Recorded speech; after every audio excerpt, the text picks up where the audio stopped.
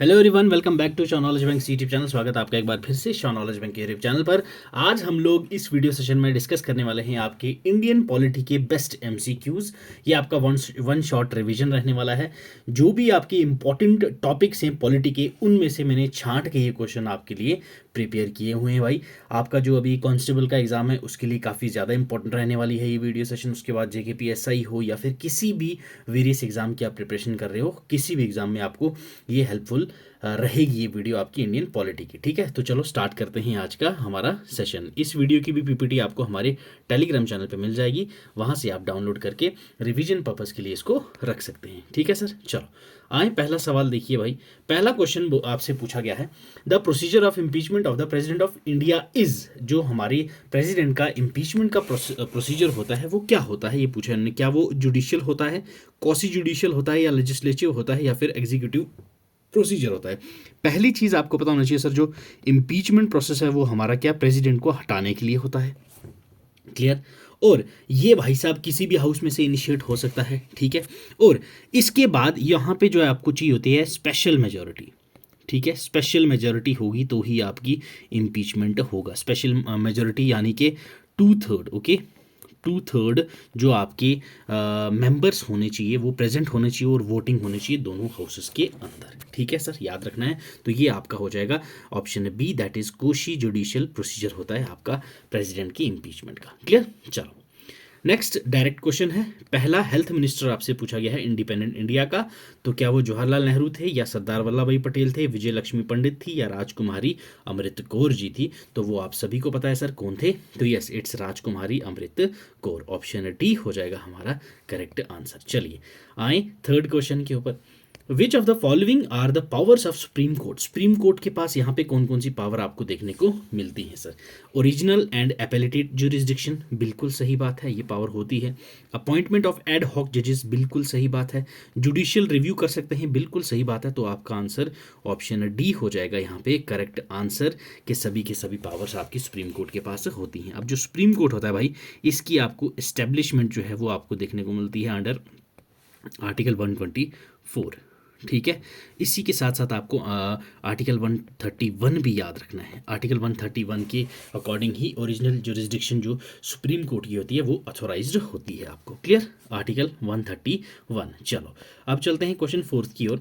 Which fundamental rights can not be suspended even during an emergency. Emergency के time पे भी आपके fundamental rights कौन से होते हैं जो आपके सस्पेंड नहीं किए जा सकते, ये आपसे पूछा गया है। क्या वो राइट टू स्पीच है, क्या वो राइट टू रिलीजन है, क्या ये राइट टू इक्वालिटी है, या फिर right to life and personal liability है। अब यहाँ पे बात की गई है एक तो एमरजेंसी की, दूसरा आपके फंडामेंटल राइट्स की। पहले बात कर लेते हैं फंडामेंटल राइट्स की सर। तो ये आपका कौन से आर्टिकल से कहाँ तक होते हैं सर। तो ये आपके होते हैं आर्टिकल 12 से लेके आर्टिकल 35 तक। ठीक है, कौन से पार्ट में, पार्ट थर्ड के अंदर। ओके, पार्ट थर्ड में 12 से 35 आर्टिकल डील करते हैं आपके फंडामेंटल राइट्स में। अब आ जाओ इमरजेंसी प्रोविजंस पे। ठीक है, इमरजेंसी प्रोविजन आपका पार्ट 18 के अंदर मेंशन किया गया है। ठीक है, आपके पास तीन तरीके की इमरजेंसी होती है। एक आती है आपके 352 आर्टिकल के अंदर, ये है national emergency. Okay, national emergency आपको आर्टिकल 352 में देखने को मिलता है। देन आपके पास आता है आर्टिकल 356, ये आपकी स्टेट इमरजेंसी होती है। ओके, देन आपको देखने को मिलता है सर आर्टिकल 360, ये आपके पास फाइनेंशियल इमरजेंसी आपको देखने को मिलती है। ठीक है भाई, जो right to life and personal liability है, यानी कि राइट टू लाइफ आर्टिकल आपका आ गया 20। ओके, पर्सनल लिबर्टी है आपका आर्टिकल 21। ठीक है, आर्टिकल 20 और आर्टिकल 21 जो हैं ये आपके सस्पेंड नहीं होते हैं इमरजेंसी के टाइम पर। तो ऑप्शन डी हो जाएगा आपका करेक्ट आंसर। क्लियर। चलो अब चलते हैं अगले सवाल की तरफ। Motion of thanks is address to. Motion of thanks जो है ये आपका किसके द्वारा एड्रेस किया जाता है। मोशन ऑफ थैंक्स जो है आपका, ठीक है, ये आपको गिवन है किसमें, आर्टिकल 87 में दिया गया है कि भाई ये मोशन ऑफ थैंक्स जो है ये एड्रेस, स्पेशल एड्रेस किया जाएगा किसके द्वारा, प्रेसिडेंट के द्वारा। ऑप्शन सी हो जाएगा correct. President plus Lok Sabha plus Rajya Sabha, ये तीनों मिलके आपका क्या बनाते हैं भाई, दैट इज पार्लियामेंट। क्लियर, ये भी आपको याद रखना है सर। क्लियर, चलो अब चलते हैं अगले सवाल की और। Which state first adopted the Panchayati Raj in India in 1959? तो ये आप सभी को पता है, राजस्थान है हमारा आंसर। तो यहाँ पे हम टाइम वेस्ट नहीं करेंगे sir. Who decide whether bill is a money bill और नॉट? देखो ये इंपॉर्टेंट सवाल है आपका, क्या बिल मनी बिल है या नहीं, ये आपका कौन आपका डिसाइड करता है? यस, तो ये प्रेसिडेंट करता है, प्राइम मिनिस्टर करता है, स्पीकर करता है, या फिर स्पीकर ऑफ राज्यसभा करता है? तो स्पीकर ऑफ राज्यसभा तो होता ही नहीं कोई, ठीक है, वहाँ पे क्या चेयरमैन साहब होते हैं। तो स्पीकर ऑफ लोकसभा होता है। Clear, speaker of Lok Sabha decide करता है ये। और स्पीकर ऑफ लोकसभा आपका आर्टिकल 93 के अंडर आपको देखने को मिलता है। और मनी बिल की बात करें यहाँ पे, तो मनी बिल आपका आर्टिकल 110 में आपको देखने को मिलता है सर। क्लियर, चलो अब चलते हैं अगले सवाल की और। All doubts and disputes in connection with the election of president are inquired into and decided by। जब भी प्रेसिडेंट की इलेक्शन होती है, उसमें कोई डिस्प्यूट आ जाए, कोई डाउट आ जाए, तो वो कौन यहाँ पे क्लियर करता है, ये आपसे पूछा गया है। क्या वो इलेक्शन कमीशन करता है, सुप्रीम कोर्ट करता है, पार्लियामेंट करता है, या फिर प्रेसिडेंट ऑफ इंडिया खुद करता है? कौन करते हैं? तो यस, इट्स ऑप्शन बी, ये आपका सुप्रीम कोर्ट देखने को मिलेगा भाई साहब, जो आपके इनको इंक्वायर करता है और डिसाइड किया जाता है फिर उसके बाद अपने सुप्रीम कोर्ट के द्वारा। तो ये आपको आर्टिकल 71 में मेंशन मिलेगा। क्लियर, आर्टिकल 71 में ये आपको गिवन देखने को मिलता है sir. Who called the Indian federalism as cooperative federalism? इनमें से कौन थे जिन्होंने इंडियन फेडरलिज्म को कोऑपरेटिव फेडरलिज्म कहा था? क्या वो गॉस्टिन थे, केसी वियर थे, सर लोअर जेन्स थे, या डीडी बासु थे? ये गॉस्टिन थे आपकी। ओके, ऑप्शन ए हो जाएगा करेक्ट आंसर। इन्होंने इंडियन फेडरलिज्म को कोऑपरेटिव फेडरलिज्म कहा था। ठीक है। Who was the president of India at the time of emergency in 1975? 1975 में जो आपकी एमरजेंसी हुई थी, आपको पता ही है भाई, उस टाइम पे आपसे पूछा गया है कि प्रेसिडेंट इंडिया के कौन थे, तो वो थे Fakhruddin Ali Ahmed. Okay, option C हो जाएगा आपका correct answer for this particular question. चले अगले सवाल पे आ जाओ sir. Article 32 belongs to which part of the Indian constitution?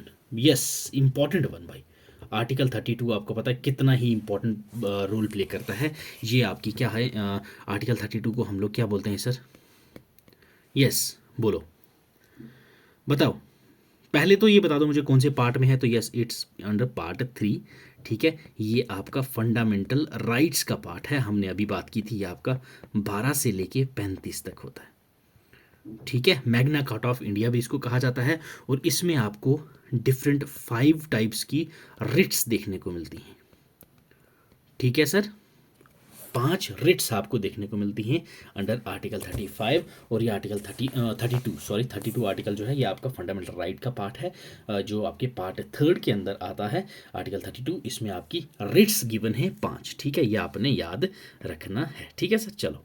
In India the concept of single citizenship is adopted from. Single citizenship का जो कंसेप्ट है इंडिया का, तो ये आपका कहाँ से अडॉप्ट किया गया है?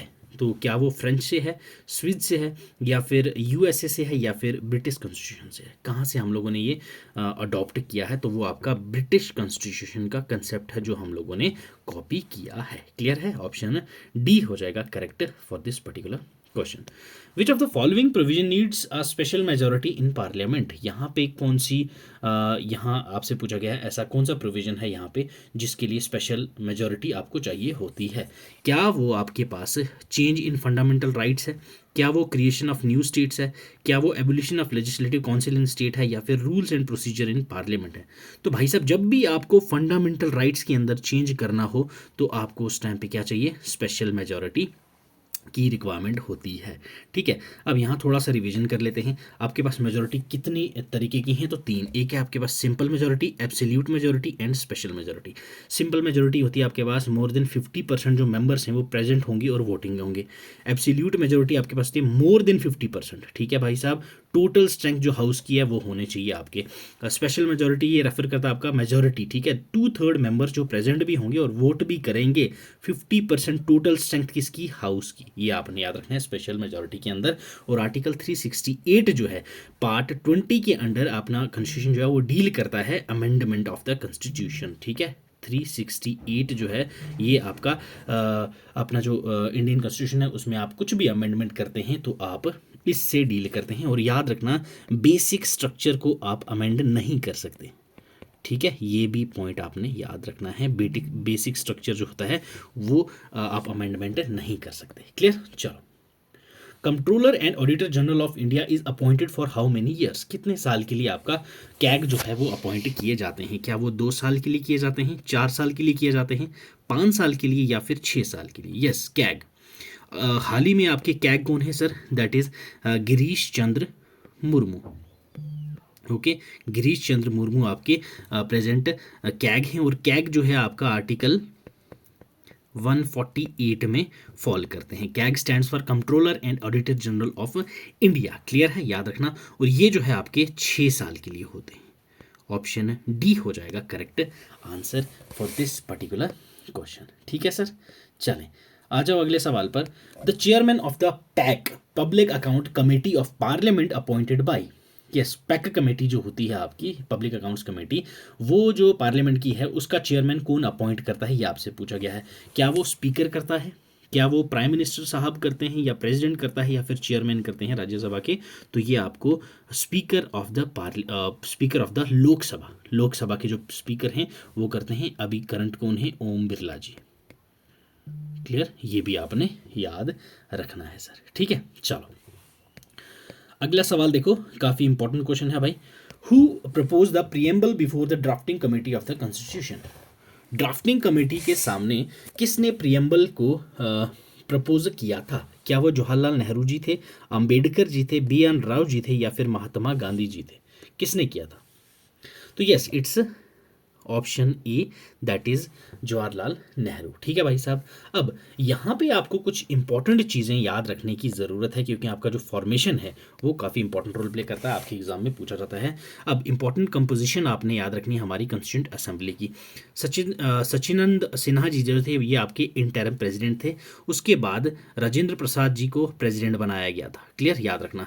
HC Mukherjee and VT Krishnamachari ये आपके 2 आदमी थे जो वाइस प्रेसिडेंट बनाए गए। BN राव जी आपके कॉन्स्टिट्यूशनल एडवाइजर थे। याद रखिएगा कौन थे? कॉन्स्टिट्यूशनल एडवाइजर थे। उसके बाद इंपॉर्टेंट कमिटीज़ हैं आपकी कॉन्स्टिट्यूंट असेंबली की, जो आपको याद रखनी है कि उनके हेड कौन थे सर। पहली थी आपकी ड्राफ्टिंग कमेटी। क्लियर? इनके हेड कौन थे? Doctor BR Ambedkar. इंपॉर्टेंट, ये तो आप सभी को पता ही होगा भाई, BR अम्बेडकर जी। ठीक है, ये इन्होंने आपके 3 राउंड टेबल कॉन्फ्रेंसेस भी अटेंड की थी, ये भी आपने याद रखना है। ठीक है, यूनियन कॉन्स्टिट्यूशन कमेटी जो थी उसके हेड कौन थे? Jawaharlal Nehru ji. Union powers committee Jawaharlal Nehru. States committee Jawaharlal Nehru. Steering committee doctor Rajendra Prasad ji. उसके बाद rules of procedure committee doctor Rajendra Prasad जी।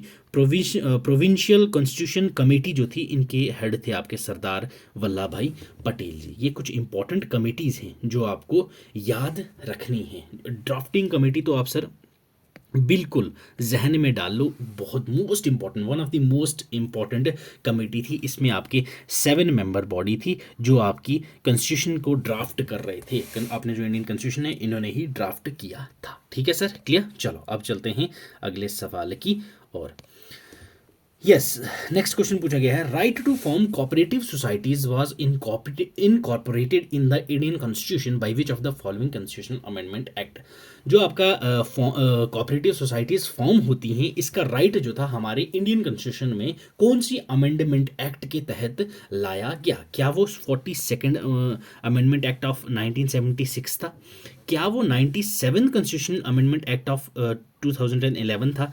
क्या वो 86th अमेंडमेंट एक्ट 2002 था? या फिर 94th कॉन्स्टिट्यूशनल अमेंडमेंट एक्ट 2006 था? कौन सा था सर ये आपके पास अमेंडमेंट?